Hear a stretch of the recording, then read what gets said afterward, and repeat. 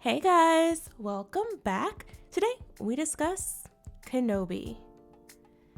Moses Ingram, who stars as Reva in Disney Lucasfilm's latest character assassination project, Kenobi, has been getting a lot of heat lately, along with the studio itself, for gaslighting fans critical of her character and her performance, and not so subtly lumping the whole lot of us in with racists.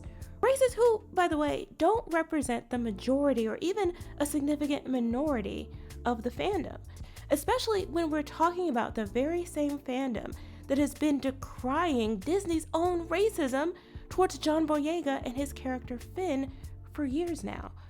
But I've already discussed my thoughts on Reva in another video. You can check that out in the link above. Since the Disney shills on the left can't seem to wrap their minds around the fact that the whole show is the problem, that we actually aren't singling out this one character, I decided today to focus on resident white knight Ewan McGregor, aka Obi-Wan Kenobi himself. Because honestly, I could care less about Reva. As a Kenobi fan, it's what they've done to him that bothers me the most.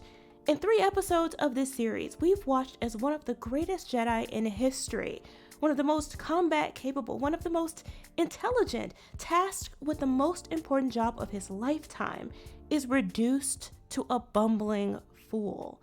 This Kenobi, who we'll call Jake Kenobi because they've done the exact same thing to him that they did to Luke in the sequel trilogy, regressed him to someone entirely unrecognizable. I said to Ryan, Jedis don't give up. I mean, even if he had a problem, he would maybe take a year to try and regroup. But if he made a mistake, he would try and right that wrong. So right there, we had a fundamental difference. But I'm talking about the George Lucas Star Wars. This is the next generation of Star Wars. So I almost had to think of Luke as another character. Maybe he's Jake Skywalker. He's not my Luke Skywalker. Off the bat, he abandoned his one job to protect Luke after being lured into a trap involving Leia, who no one is supposed to know about in terms of her true identity, who no one actually knows about, regardless of how hard they try to retcon her backstory. This Kenobi has disconnected from the Force entirely, making him barely capable of even protecting his new ward. And in fact, she almost dies as a result of it, which makes no sense if he was supposed to be at the ready to help or train Luke. What's so much worse is how Disney Lucasfilm uses his show as yet another opportunity to take an absolutely lethal warrior and cripple him emotionally and in terms of skill and ability.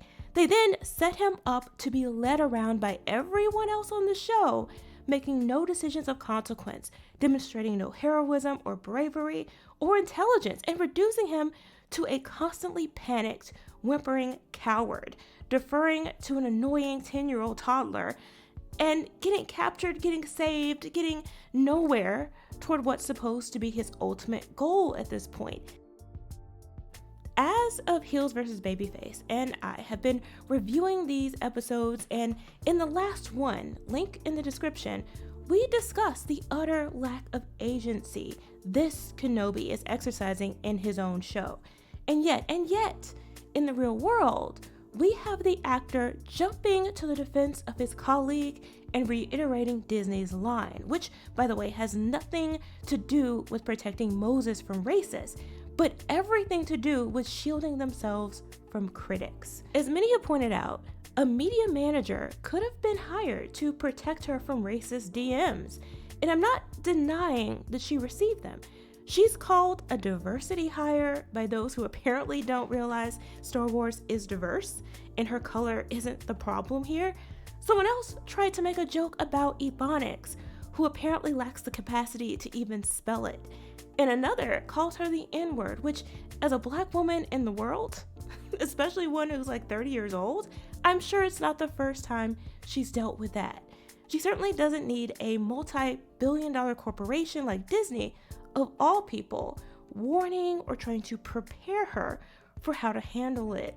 It's not like she landed on this earth from another planet. And make no mistake, I have no problem with her colleagues coming to her defense against those people.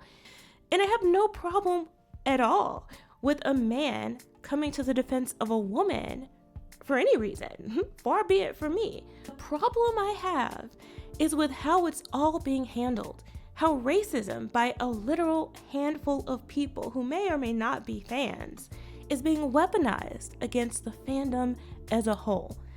Disney would rather focus on racism, not to protect Moses, but to redirect attention away from their terrible show.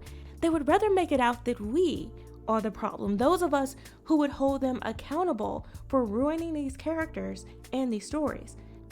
The environment they fostered in doing this is so toxic now that any criticism at all, is automatically met with the accusation of racism.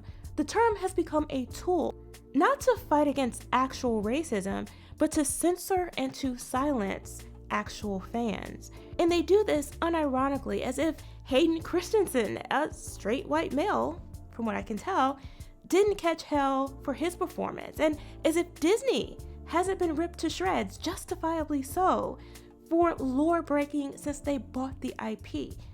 Short memories, willful ignorance, convenience on their part. I don't know what the problem is here, but what I do know is that it's not going to work. I have no problem saying that the people who sent those messages are racist, that they're ignorant, that they're probably not actual fans of Star Wars.